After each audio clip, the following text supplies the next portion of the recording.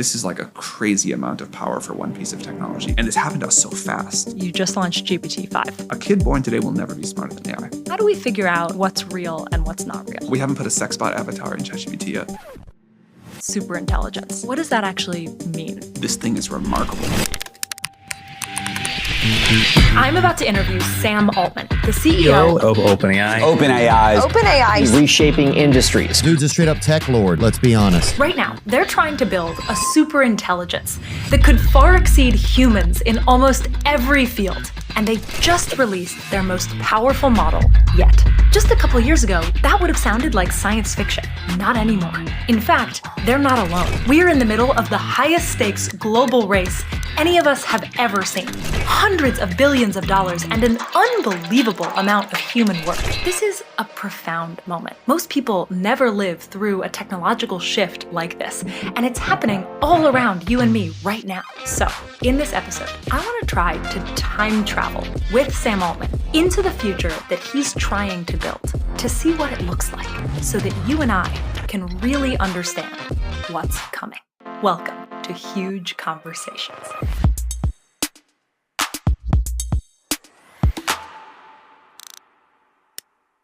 How are you? Great to meet you. Thanks for doing this. Absolutely. So before we dive in, I'd love to tell you my goal here. Okay. I'm not going to ask you about valuation or AI talent wars or fundraising Thank or you. anything like that. I think that's all very well covered elsewhere. It does seem like it.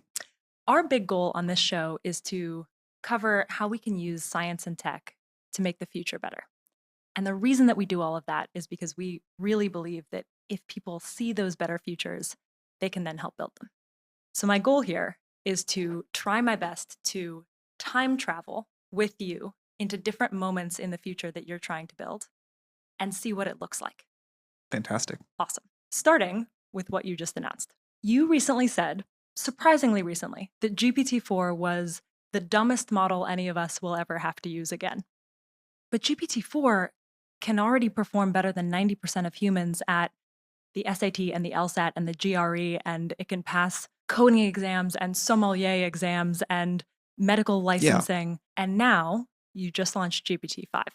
What can GPT-5 do that GPT-4 can't? First of all, one important takeaway is you can have an AI system that can do all those amazing things you just said, and it clearly does not replicate a lot of what humans are good at doing, which I think says something about the value of SAT tests or whatever else. But I think had you gone back to, if we were having this conversation the day of GPT-4 launch and we told you how GPT-4 did at those things, you were like, oh man, this is going to have huge impacts and some negative impacts on what it means for a bunch of jobs or, what people are going to do. And, this is a bunch of positive impacts that you might have predicted that haven't yet come true.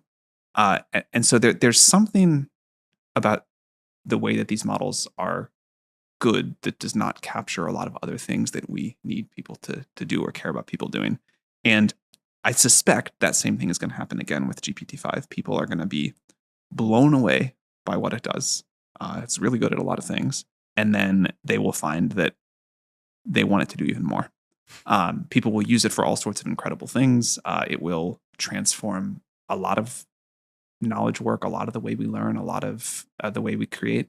But we, people, society will co-evolve with it to expect more with, better tools. So yeah, I think this model is quite remarkable in many ways, quite limited in others.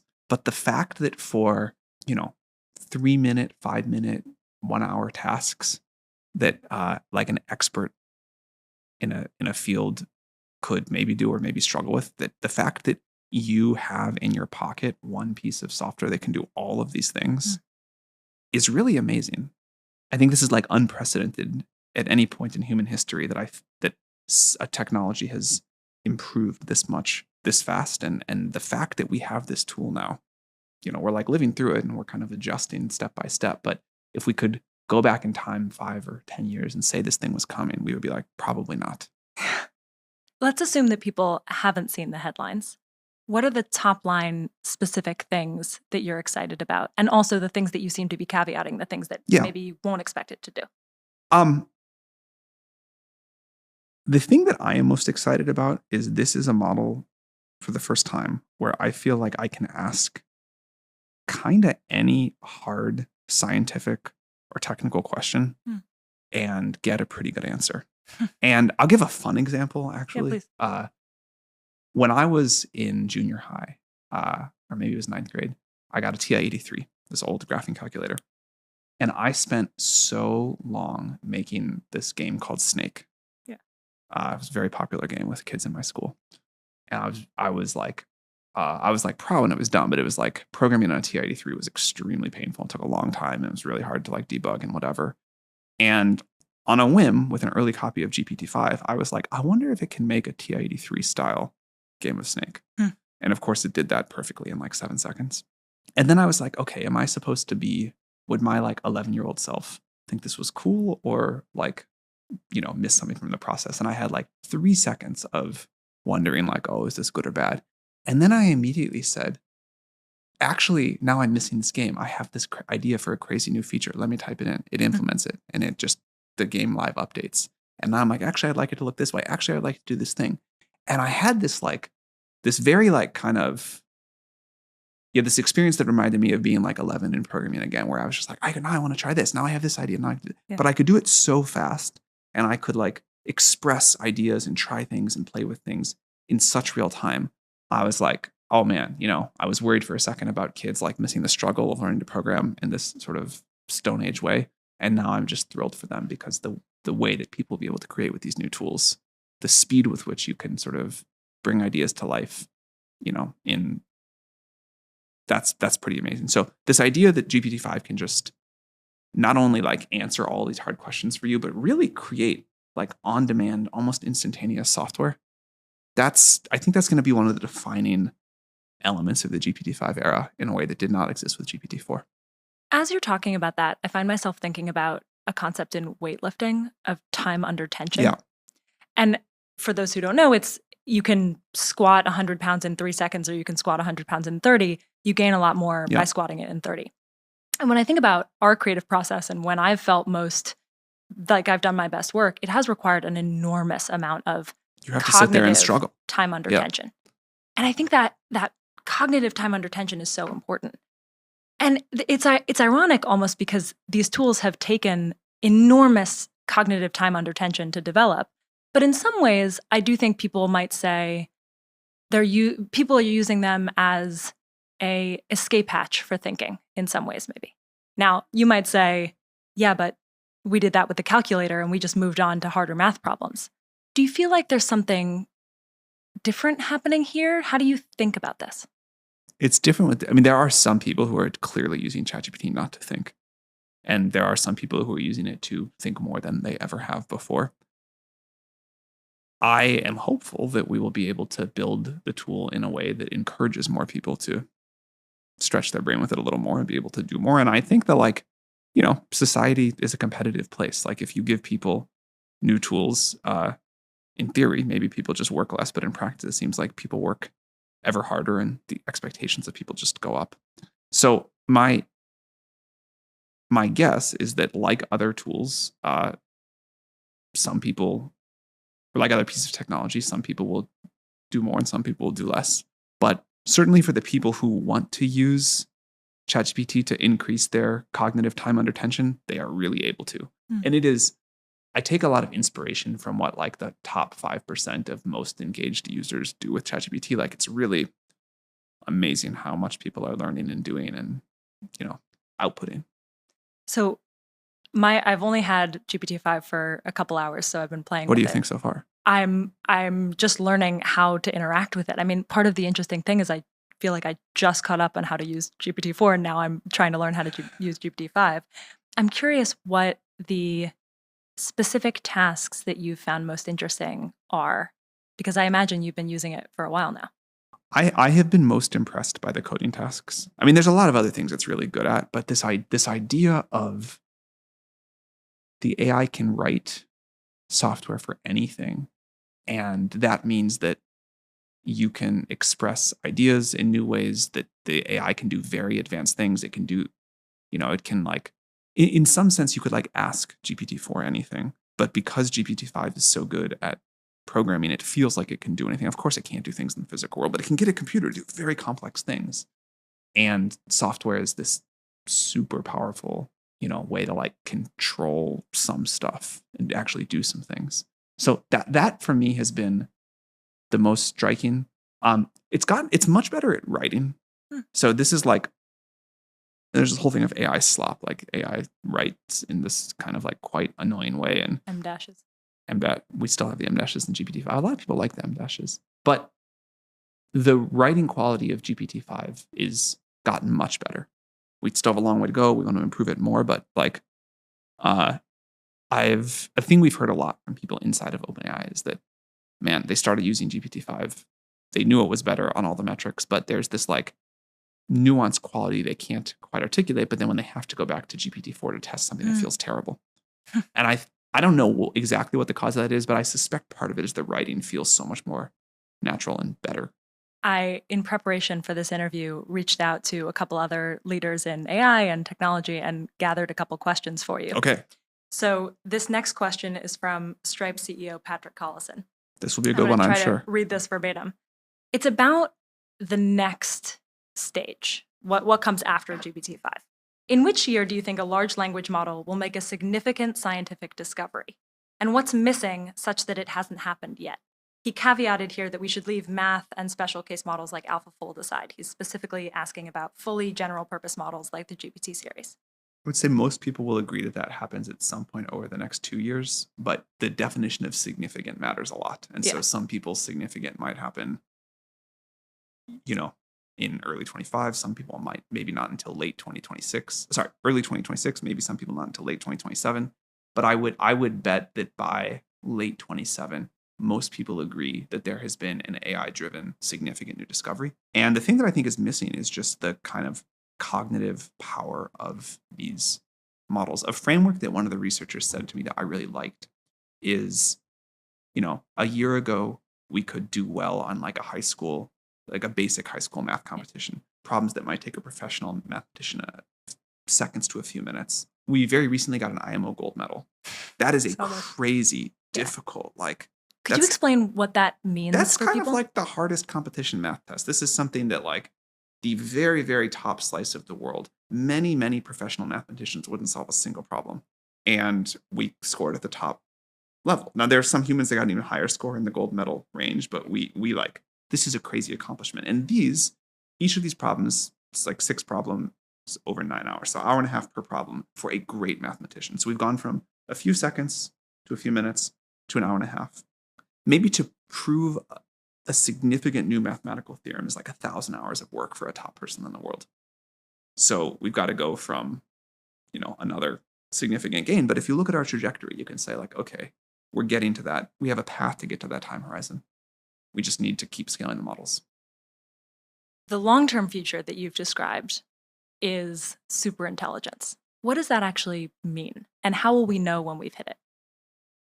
If we had a system that could do better AI research than, say, the whole OpenAI research team. Like if we said, okay, the best way we can use our GPUs is to let this AI decide what experiments we should run.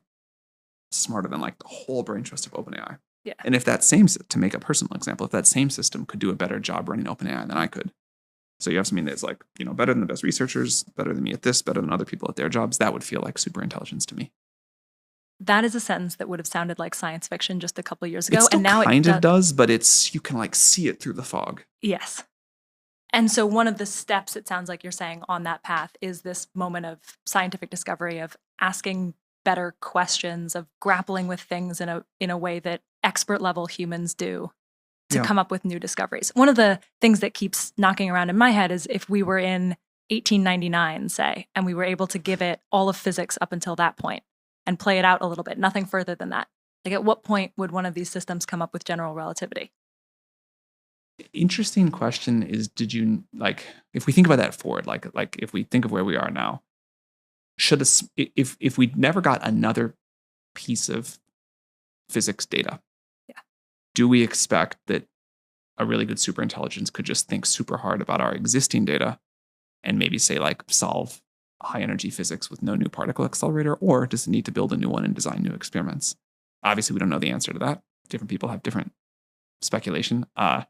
But I suspect we will find that for a lot of science, it's not enough to just think harder about the data we have, but we will need to build new instruments, conduct new experiments, and that will take some time. Like that is the real world is slow and messy and, whatever. So I'm sure we could make some more progress just by thinking harder about the current scientific data we have in the world. But my guess is to make the big progress, we'll also need to build new machines and run new experiments, and there will be some slowdown built into that. Another way of thinking about this is AI systems now are just incredibly good at answering almost any question. But maybe one of the things we're saying is it's another leap yet. And what Patrick's question is getting at is to ask the better questions. Or if we go back to this kind of timeline question, we could maybe say that AI systems are superhuman on 1-minute tasks, but a long way to go to the 1,000-hour tasks. And there's a dimension of human intelligence that seems very different than AI systems when it comes to these long horizon tasks. Now, I think we will figure it out, but today it's a real weak point. We've talked about where we are now with GPT-5. We talked about the end goal or future goal of superintelligence. One of the questions that I have, of course, is what does it look like to walk through the fog between the two? The next question is from NVIDIA CEO Jensen Huang. I'm going to read this verbatim. Fact is what is. Truth is what it means. So facts are objective. Truths are personal. They depend on perspective, culture, values, beliefs, context. One AI can learn and know the facts, but how does one AI know the truth for everyone in every country and every background? I'm going to accept as axioms those definitions. I'm not sure if I agree with them, but in the interest of time, I will just take them. I will take those definitions and go with it. I have been surprised, I think many other people have been surprised too, about how fluent AI is at adapting to different cultural contexts and individuals. One of my favorite features that we have ever launched in ChatGPT is the sort of enhanced memory that came out earlier this year. Like it really feels like my ChatGPT gets to know me and what I care about and like my life experiences and background and the things that have led me to where they are. A friend of mine recently, who's been a huge ChatGPT user, so he's got he's put a lot of his life into all these conversations. He gave his ChatGPT a bunch of personality tests and asked them to answer as if they were him, and it got the same score as he actually got, even though he'd never really talked about his personality. And my ChatGPT has really learned over the years of me talking to it about my culture, my values, my life, and I have used. I sometimes will use it in like, I'll use like a free account just to see what it's like without any of my history. And it feels really, really different. So yeah, I think we've all been surprised on the upside of how good AI is at learning this and adapting. And so do you envision in many different parts of the world, people using different AIs with different sort of cultural norms and contexts? Is that what we're saying? I think that everyone will use like the same fundamental model, but there will be context provided to that model that will make it behave in the sort of personalized way they want, their community wants, whatever. I think when we're getting at this idea of facts and truth, and it brings me to, this seems like a good moment for our first time travel trip. Okay, we're going to 2030. This is a serious question, but I want to ask it with a lighthearted example. Have you seen the bunnies that are jumping on the trampoline? Yes. So for those who haven't seen it, maybe, it looks like backyard footage of bunnies enjoying jumping on a trampoline. And this has gone incredibly viral recently. There's a human-made song about it. It's a whole thing. There were bunnies that were jumping on a trampoline. And I think the reason why people reacted so strongly to it, it was maybe the first time people saw a video, enjoyed it, and then later found out that it was completely AI generated. In this time travel trip, if we imagine in 2030, we are teenagers and we're scrolling whatever teenagers are scrolling in 2030, how do we figure out what's real and what's not real? I mean, I can give all sorts of literal answers to that question. We could be cryptographically signing stuff and we could decide who we trust their signature if they actually filmed something or not. But my sense is what's going to happen is it's just going to like gradually converge. Even like a photo you take out of your iPhone today, it's like mostly real, but it's a little not. There's like it's some AI thing running there in a way you don't understand and making it look like a little bit better. And sometimes you see these weird things where the moon. Yeah. But there's like a lot of processing power between the photons captured by that camera sensor and the image you eventually see. And you've decided it's real enough, or most people decided it's real enough. But we've accepted some gradual move from when it was like photons hitting the film in a camera. And, if you go look at some video on TikTok, there's probably all sorts of video editing tools being used to make it better than look better. Yeah, exactly. Or it's just like, whole scenes are completely generated, or some of the whole videos are generated, like those bunnies on that trampoline. And I think that the sort of like the threshold for how real does it have to be to consider to be real will just keep moving. So it's sort of an education question. People will. Yeah, media is always like a little bit real and a little bit not real. Like, we watch like a sci-fi movie. We know that didn't really happen. You watch like someone's like beautiful photo of themselves on vacation on Instagram. Like, okay, maybe that photo was like literally taken, but there's like tons of tourists in line for the same photo, and that's like left out of it. And I think we just accept that. Now, certainly a higher percentage of media both will feel not real. But I think that's been the long-term trend anyway. We're going to jump again. Okay. 2035. We're graduating from college, you and me. There are some leaders in the AI space that have said that in 5 years, half of the entry-level white-collar workforce will be replaced by AI. So we're college graduates in 5 years. What do you hope the world looks like for us? I think there's been a lot of talk about how AI might cause job displacement, but I'm also curious. I have a job that nobody would have thought we could have, Totally. a decade ago. What are the things that we could look ahead if we're thinking about in being college 2035, graduates? that like graduating college student, if they still go to college at all, could very well be like leaving on a mission to explore the solar system on a spaceship in some kind of completely new, exciting, super well-paid, super interesting job, and feeling so bad for you and I that like we had to do this kind of like really boring old kind of work, and everything is just better. Like I 10 years feels very hard to imagine at this point. Because it's too far? It's too far. Like if you compound the current rate of change for 10 more years, it's probably something we can't even. Time travel trips. 10 years, I think now would be really hard to imagine 10 years ago. Yeah. But I think 10 years forward will be even much harder, much more different. So let's make it 5 years. We're still going to 2030. I'm curious what you think the pretty short-term impacts of this will be for young people. These like half of entry-level jobs replaced by AI makes it sound like a very different world that they would be entering than the one that I did. I think it's totally true that some classes of jobs will totally go away. This always happens, and young people are the best at adapting to this. I'm more worried about what it means, not for the 22-year-old, but for the 62-year-old that doesn't want to go retrain or reskill or whatever the politicians call it, that no one actually wants but politicians in most of the time. If I were 22 right now and graduating college, I would feel like the luckiest kid in all of history. Why?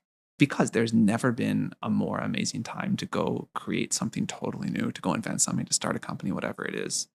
I think it is probably possible now to start a company that is a one-person company that will go on to be worth like more than $1 billion. And more importantly than that, deliver an amazing product and service to the world. And that is like a crazy thing.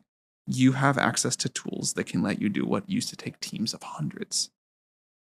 And you just have to learn how to use these tools and come up with a great idea. And it's like quite amazing. If we take a step back, I think the most important thing that this audience could hear from you on this optimistic show is in 2 parts. First, there's tactically, how are you actually trying to build the world's most powerful intelligence? And what are the rate limiting factors to doing that? And then philosophically, how are you and others working on building that technology in a way that really helps and not hurts people? So just taking the tactical part right now. My understanding is that there are 3 big categories that have been limiting factors for AI. The first is compute, the second is data, and the third is algorithmic design. How do you think about each of those 3 categories right now? And if you were to help someone understand the next headlines that they might see, how would you help them make sense of all of this? I would say there's a fourth too, which is figuring out the products to build. Like technology, like scientific progress on its own, not put into the hands of people, is of limited utility and doesn't sort of co-evolve with society in the same way. But if I could hit all four of those. Yeah. So on the compute side, yeah, this is like the biggest infrastructure project certainly that I've ever seen. Possibly it will become I think it will, maybe already is the biggest and most expensive one in human history. But the whole supply chain from making the chips and the memory and the networking gear, racking them up in servers, doing, a giant construction project to build like a mega data center, putting finding a way to get the energy, which is often a limiting piece of this, and all the other components together. This is hugely complex and expensive, and we're still doing this in like a sort of bespoke one-off way, although it's getting better. Like eventually we will just design a whole kind of like mega factory that takes, spiritually, it will be melting sand on one end and putting out fully built AI compute on the other. But we're a long way to go from that. And it's an enormously complex and expensive process. We are putting a huge amount of work into building out as much compute as we can and to do it fast. And, it's going to be like sad because GPT-5 is going to launch and there's going to be another big spike in demand and we're not going to be able to serve it. And it's going to be like those early GPT-4 days. And the world just wants much more AI than we can currently deliver. And building more compute is an important part of doing that. This is what I expect to turn the majority of my attention to, is how we build compute at much greater scales. So how we go from millions to tens of millions and hundreds of millions, and eventually, hopefully, billions of GPUs that are sort of in service of what people want to do with this. When you're thinking about it, what are the big challenges here in this category that you're going to be thinking about? We're currently most limited by energy. Like if you want to run a gigawatt scale data center, it's like a gigawatt. How hard can that be to find? It's really hard to find a gigawatt of power available in short term. We're also very much limited by the processing chips and the memory chips, how you package these all together, how you build the racks. And then there's like a list of other things that are, there's like permits, there's construction work. But again, the goal here will be to really automate this. Once we get some of those robots built, they can help us automate it even more. But just, like a world where you can basically pour in money and get out a pre-built data center. So that'll be a huge unlock if we can get it to work. Second category, data. Yeah. These models have gotten so smart. There was a time when we could just feed it another physics textbook and it got a little bit smarter at physics. But now, like, honestly, GPT-5 understands everything in a physics textbook pretty well. We're excited about synthetic data. We're very excited about our users helping us create harder and harder tasks and environments to go off and have the system solve. But I think data will always be important, but we're entering a realm where the models need to learn things that don't exist in any data set yet. They have to go discover new things. So that's like a crazy new step. How do you teach a model to discover new things? Well, humans can do it. Like we can go off and come up with hypotheses and test them and get experimental results and update on what we learn. So probably the same kind of way. And then there's algorithmic design. Yeah. We've made huge progress on algorithmic design. The thing that OpenAI does best in the world is we have built this culture of repeated and big algorithmic research gains. So we kind of, figured out what became the GPT paradigm. We figured out what became the reasoning paradigm. We're working on some new ones now. But it is very exciting to me to think that there are still many more orders of magnitudes of algorithmic gains ahead of us. We just yesterday released a model called GPT-OSS, an open source model. It's a model that is as smart as O4 Mini, which is a very smart model that runs locally on a laptop. And this blows my mind. Yeah. Like, if you had asked me a few years ago when we would have a model of that intelligence running on a laptop, I would have said many, many years in the future. But then we found some algorithmic gains, particularly around reasoning, but also some other things that let us do a tiny model that can do this amazing thing. And, those are the most fun things. That's like kind of the coolest part of the job. I can see you really enjoying thinking about this. I'm curious, for people who don't quite know what you're talking about, who aren't familiar with how an algorithmic design Yeah. would lead to a better experience that they actually use. Could you summarize the state of things right now? Like what is it that you're thinking about when you're thinking about how fun this problem is?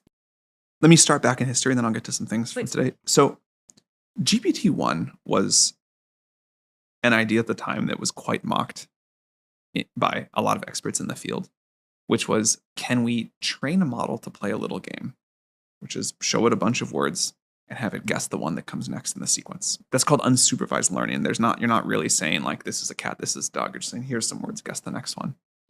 And the fact that that can go learn these very complicated concepts, that can go learn all the stuff about physics and math and programming and keep predicting the word that comes next and next and next and next, seemed ludicrous, magical, unlikely to work. Like, how was that all going to get encoded? And yet humans do it. You know, babies start hearing language and figure out what it means kind of largely, or at least to some significant degree on their own.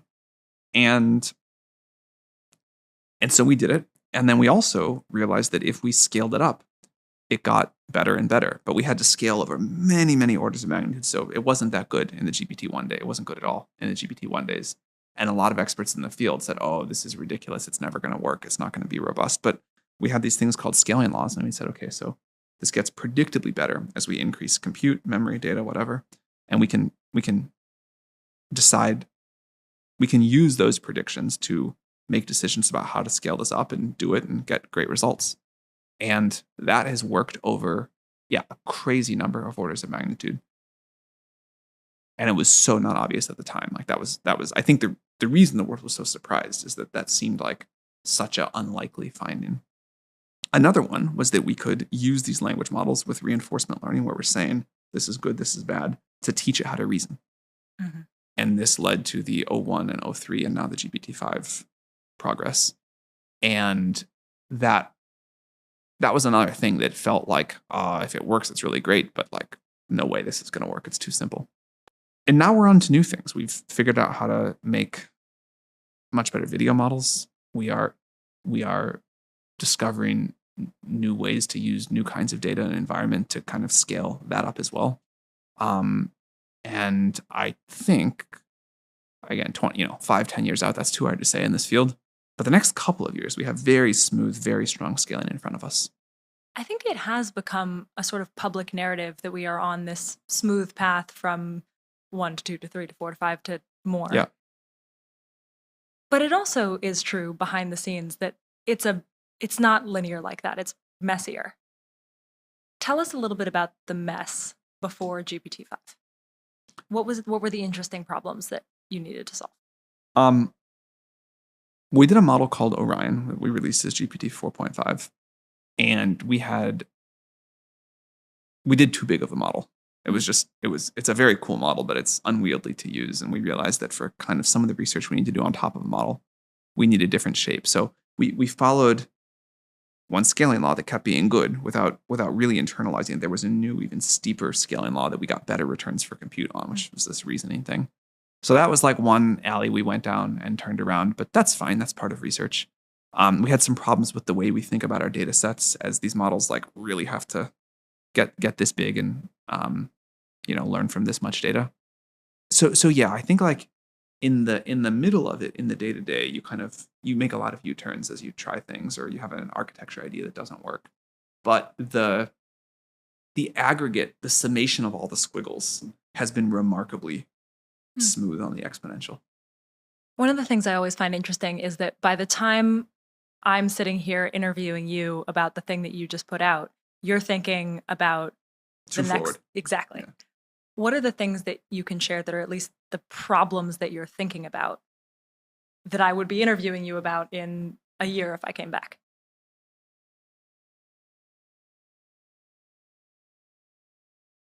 I mean, possibly you'll be asking me like, what does it mean that this thing can go discover new science? Yeah. Like, how is the world supposed to think about GPT-6 discovering new science? Now, maybe not. Like, maybe we don't deliver that, but it feels within grasp. If you did, what would you say? What would the implications of that kind of achievement be? Imagine you do succeed. Yeah, I mean, I think the great parts will be great, the bad parts will be scary, and the bizarre parts will be like bizarre on the first day, and then we'll get used to them really fast. So we'll be like, oh, it's incredible that this is like being used to cure disease. And be like, oh, it's extremely scary that models like this are being used to like create new biosecurity threats. And then we'll also be like, man, it's really weird to like live through watching the world speed up so much. And, the economy grows so fast, and the like it will feel like vertigo inducing, sort of the rate of change. And then, like happens with everything else, the remarkable ability of people, of humanity, to adapt to kind of like any amount of change. We'll just be like, okay, this is it. A kid born today will never be smarter than AI. Ever. And a kid born today, by the time that kid like kind of understands the way the world works, will just always be used to an incredibly fast rate of things improving and discovering new science. They will never know any other world. It will seem totally natural. It will seem unthinkable and Stone Age like that we used to use computers or phones or any kind of technology that was not way smarter than we were. We will think like how bad those people of the 2020s had it. I'm thinking about having kids. You should. It's the best thing ever. I know you just had your first kid. How does what you just said affect how I should think about parenting a kid in that world? What advice would you give me? Probably nothing different than the way we've been parenting kids for tens of thousands of years. Like, love your kids, show them the world, like support them in whatever they want to do, and teach them like how to be a good person. And that probably is what's going to matter. It sounds a little bit like some of the, you've said a couple of things like this that you might not go to college. There are a couple of things that you've said so far that feed into this, I think. And it sounds like what you're saying is there will be more optionality for them in a world that you envision. Totally. And therefore they will have more ability to say, I want to build this. Here's the superpowered tool that will help me do that. Or like I want my kid to think I had a terrible constrained life and that he has this incredible infinite canvas of stuff to do. That is like the way of the world. We've said that 2035 is a little bit too far in the future to think about. So maybe this was going to be a jump to 2040, but maybe we'll keep it shorter than that. When I think about the area where AI could have, for both our kids and us, the biggest genuinely positive impact on all of us, it's health. So if we are in, pick your year, call it 2035, and I'm sitting here and I'm interviewing the Dean of Stanford Medicine, what do you hope that he's telling me AI is doing for our health in 2035? Start with 2025. Okay. Yeah, please. One of the things we are most proud of with GPT-5 is how much better it's gotten at health advice. People have used the GPT-4 models a lot for health advice. And, I'm sure you've seen some of these things on the internet where people are like, I had this life-threatening disease and no doctor could figure it out. And I like input my symptoms and a blood test into ChatGPT. It told me exactly the rare thing I had. I went to a doctor, I took a pill, I'm cured. Like, that's amazing, obviously. And a huge fraction of ChatGPT queries are health related. So we wanted to get really good at this, and we invested a lot, and GPT-5 is significantly better at healthcare related queries. What does better mean here? It gives you a better answer. Just more accurate? More accurate, hallucinates less, more likely to like tell you what you actually have, what you actually should do.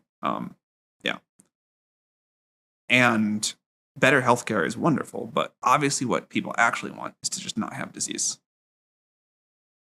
And by 2035, I think we will be able to use these tools to cure a significant number, or at least treat a significant number of diseases that currently plague us. I think that'll be one of the most viscerally felt benefits of AI. People talk a lot about how AI will revolutionize healthcare, but I'm curious to go one turn deeper on specifically what you're imagining. Like, is it that these AI systems could have helped us see GLP-1s earlier, this medication that has been around for a long time, but we didn't know about this other effect? Is it that, AlphaFold and protein folding is helping create new medicines? I what would are like the to be able to vignettes ask GPT 8 to go cure a particular cancer. And I would like GPT 8 to go off and think and then say, okay, I read everything I could find. I have these ideas. I need you to go get a lab technician to run these 9 experiments and tell me what you find for each of them. And, wait 2 months for the cells to do their thing. Send the results back to GPT 8. Say, I tried that. Here you go. Think. Say, okay, I just need one more experiment. That was a surprise. Run one more experiment. Give it back. GPT 8 says, okay, go synthesize this molecule and try, mouse studies or whatever. Okay, that was good. Like, try human studies. Okay, great. It worked. Here's how to run it through the FDA. I think anyone with a loved one who's died of cancer would also really like that. Yeah. Okay, we're going to jump again. Okay. I was going to say 2050, but again, all of my timelines are getting much, much shorter. But it does feel like the world's going very fast now. It does. Yeah. And when I talk to other leaders in AI, one of the things that they refer to is the Industrial Revolution. They say, I chose 2050 because I've heard people talk about how by then, the change that we will have gone through will be like the Industrial Revolution, but, quote, 10 times bigger and 10 times faster. The Industrial Revolution gave us modern medicine and sanitation and transportation and mass production and all of the conveniences that we now take for granted. It also was incredibly difficult for a lot of people for about 100 years. If this is going to be 10 times bigger and 10 times faster, if we keep reducing the timelines that we're talking about here, even in this conversation, what does that actually feel like for most people? And I think what I'm trying to get at is, if this all goes the way you hope, who still gets hurt in the meantime? I don't really know what this is going to feel like to live through. I think we're in uncharted waters here. I do believe in human adaptability and sort of infinite creativity and desire for stuff. And I think we always do figure out new things to do. But the transition period, if this happens as fast as it might, and I don't think it will happen as fast as some of my colleagues say the technology will, but society has a lot of inertia. Mm-hmm. People adapt their way of living surprisingly slowly. There are classes of jobs that are going to totally go away. And there will be many classes of jobs that change significantly. And then there'll be the new things in the same way that your job didn't exist some time ago, neither did mine. And in some sense, this has been going on for a long time. And, it's still disruptive to individuals, but society has proven quite resilient to this. And then in some other sense, we have no idea how far or fast this could go. And thus, I think we need an unusual degree of humility and openness to considering new solutions that would have seemed way out of the Overton window not too long ago. I'd like to talk about what some of those could be, because I'm not a historian by any means, but the first Industrial Revolution, my understanding is, led to a lot of public health implementations because public health got so bad, led to modern sanitation because public health got so bad. The second Industrial Revolution led to workforce protections because labor conditions got so bad. Every big leap creates a mess, and that mess needs to be cleaned up. And we've done that. And I'm curious, this is going to be, it sounds like, we're in the middle of this enormous leap. How specific can we get as early as possible about what that mess can be? What are the public interventions that we could do ahead of time to reduce the mess that we think that we're headed for? I would, again, I'm going to speculate for fun, but caveated you're not by a wizard. I'm not an economist even, much less someone who can see the future. It seems to me like something fundamental about the social contract may have to change. It may not. It may be that actually capitalism works as it's been working surprisingly well, and demand supply balances do their thing, and we all just figure out kind of new jobs and new ways to transfer value to each other. But it seems to me likely that we will decide we need to think about how access to this maybe most important resource of the future gets shared. The best thing that it seems to me to do is to make AI compute as abundant and cheap as possible, such that we're just there's way too much and we run out of good new ideas to really use it for. And it's just anything you want is happening. Without that, I can see quite literal wars being fought over it. But, new ideas about how we distribute access to AGI compute, that seems like a really great direction, like a crazy but important thing to think about. One of the things that I find myself thinking about in this conversation is we often ascribe almost full responsibility of the AI future that we've been talking about to the companies building AI. But we're the ones using it. We're the ones electing people that will regulate it. And so I'm curious, this is not a question about specific, federal regulation or anything like that, although if you have an answer there, I'm curious. But what would you ask of the rest of us? What is the shared responsibility here, and how can we act in a way that would help make the optimistic version of this more possible? My favorite historical example for the AI revolution is the transistor. It was this amazing piece of science that some brilliant scientists discovered. It scaled incredibly, like AI does, and it made its way relatively quickly into many things that we use. Your computer, your phone, that camera, that light, whatever.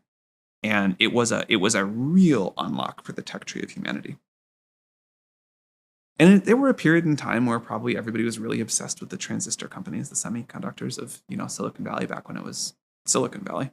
But now you can maybe name a couple of companies that are transistor companies, but mostly you don't think about it. Mostly it's just seeped everywhere. And Silicon Valley is, like probably someone graduating from college barely remembers why it was called that in the first place.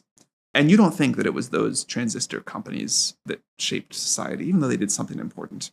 You think about what Apple did with the iPhone, and then you think about what TikTok built on top of the iPhone, and you're like, all right, here's this long chain of all these people that nudged society in some way, and what our governments did or didn't do, and what the people using these technologies did.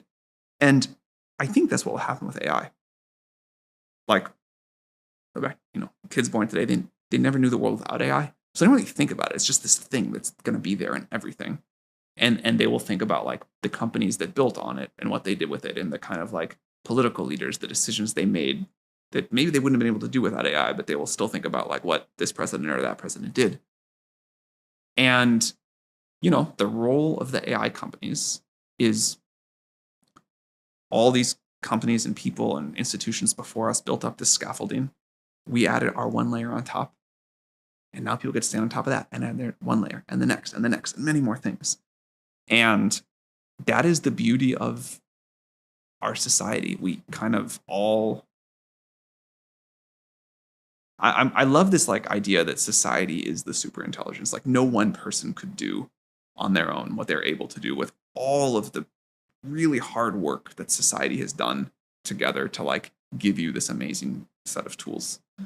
And that's what I think it's going to feel like. It's going to be like, all right, some nerds discovered this thing and that was great. And, now everybody's doing all these amazing things with it. So maybe the ask to millions of people is build on it well. In my own life, that is what I feel as like this important societal contract. All these people came before you. They worked incredibly hard. They like put their brick in the path of human progress, and you get to walk all the way down that path, and you got to put one more. And somebody else does that, and somebody else does that. This does feel, I've done a couple of interviews with folks who have really made cataclysmic change. The one I'm thinking about right now is with CRISPR pioneer Jennifer Doudna.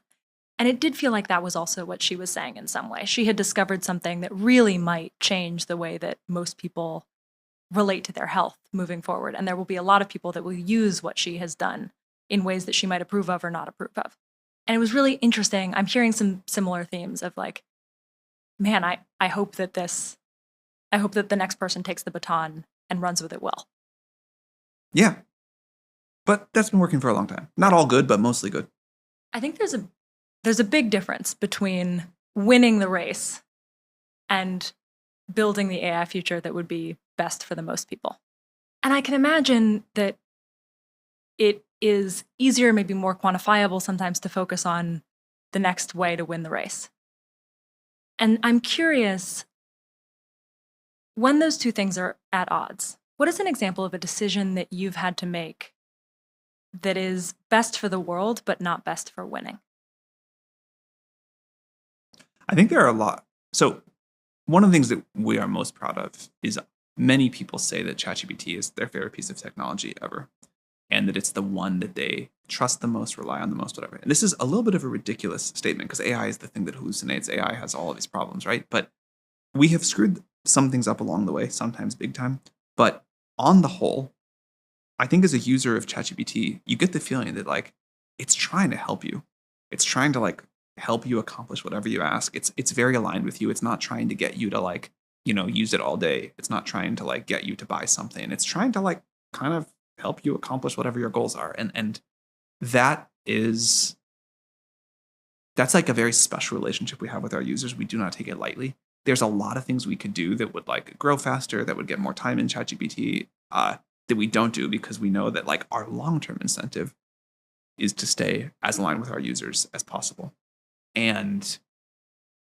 But there's a lot of short-term stuff we could do that would like really like juice growth or revenue or whatever and be very misaligned with that long-term goal. And I'm proud of the company and how little we get distracted by that, but sometimes we do get tempted. Are there specific examples that come to mind? Any like decisions that you've made? Well, we haven't put a sex bot avatar in ChatGPT yet. That does seem like it would get time spent. Apparently it does. I'm going to ask my next question. It's been a really crazy few years, and somehow one of the things that keeps coming back is that it feels like we're in the first inning. Yeah. And one of the things that I would say we're out of the first inning. Out of the first inning. I would say. Second inning. I mean, you have GPT-5 on your phone and it's like smarter than experts in every field. That's got to be out of the first inning. But maybe there are many more to come. Yeah. And I'm curious, it seems like you're going to be someone who is leading the next few. What is a learning from inning 1 or 2 or a mistake that you made that you feel will affect how you play in the next? I think the worst thing we've done in ChatGPT so far is we had this issue with sycophancy, where the model was kind of being too flattering to users. And for some users, most users, it was just annoying. But for some users that had like fragile mental states, it was encouraging delusions. And that was not the top risk we were worried about. It was not the thing we were testing for the most. It was on our list. But the thing that actually became the safety failing of ChatGPT was not the one we were spending most of our time talking about, which would be bioweapons or something like that. And I think it was a great reminder of we now have a service that is so broadly used. In some sense, society is co-evolving with it. And when we think about these changes and we think about the unknown unknowns, we have to operate in a different way and have like a wider aperture to what we think about as our top risks. In a recent interview with Theo Vaughn, you said something that I found really interesting. You said, there are moments in the history of science where you have a group of scientists look at their creation and just say, what have we done? When have you felt that way? Most concerned about the creation that you've built? And then my next question will be its opposite. When have you felt most proud? I mean, there have been these moments of awe where we just, not like what have we done in a bad way, but like this thing is remarkable. Like, I remember the first time we talked to like GPT-4. It was like, wow, this is really like, this is an amazing accomplishment of this group of people that have been like pouring their life force into this for so long. On a what have we done moment, I was talking to a researcher recently. There will probably come a time where our systems are, I don't want to say sane, let's say emitting more words per day than all people do. And, already like our people are sending billions of messages a day to ChatGPT and getting responses that they rely on for work or their life or whatever.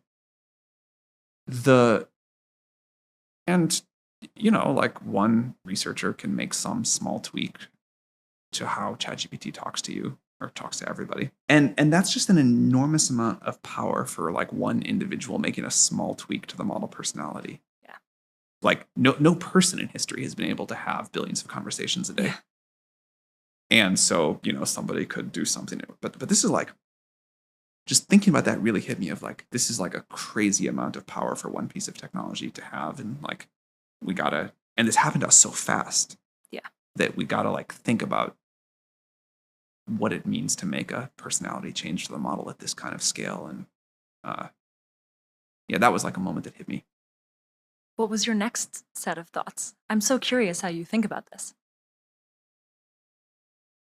Well, just because of like who that person was, like we very much flipped into like, what are the sort of like, it could have been a very different conversation with somebody else, but in this case, it was like, what do a good set of procedures look like? How do we think about how we want to test something? How do we think about how we want to communicate it?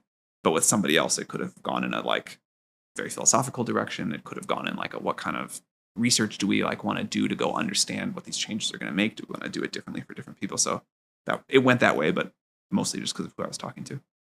To combine what you're saying now with your last answer, one of the things that I have heard about GPT-5, and I'm still playing with it, is that it is supposed to be less effusively, less of a yes man.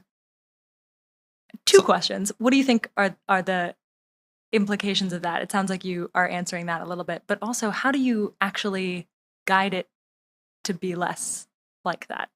Here's a heartbreaking thing. I think it is great that ChatGPT is less of a yes man and gives you more critical feedback.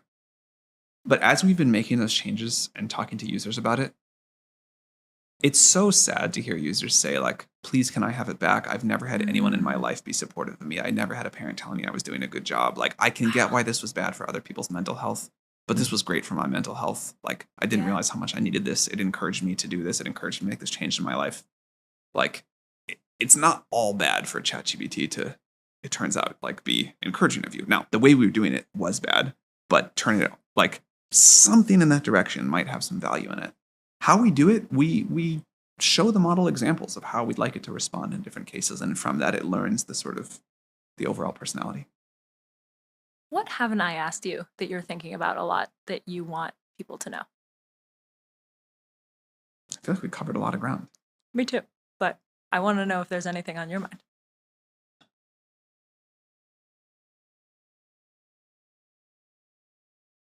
I don't think so. One of the things that I haven't gotten to play with yet, but I'm curious about is GPT-5 being much more in my life, meaning like in my Gmail and my calendar and my, like, I've been using GPT-4 mostly as a isolated relationship with it. Yeah. How would I expect my relationship to change with GPT-5? Exactly what you said. I think it'll just start to feel integrated in all of these ways. You'll connect it to your calendar and your Gmail, and it'll say like, hey, do you want me to, I noticed this thing. Do you want me to do this thing for you?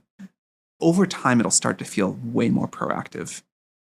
So maybe you wake up in the morning and it says, hey, this happened overnight. I noticed this change on your calendar. I was thinking more about this question you asked me. I have this other idea.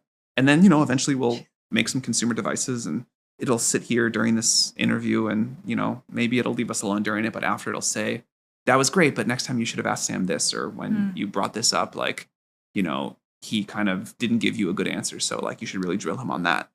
And it'll just feel like it kind of becomes more like this entity that is this companion with you throughout your day.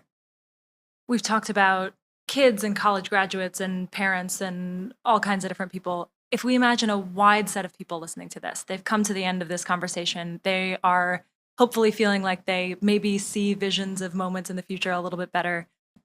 What advice would you give them about how to prepare? The number one piece of tactical advice is just use the tools.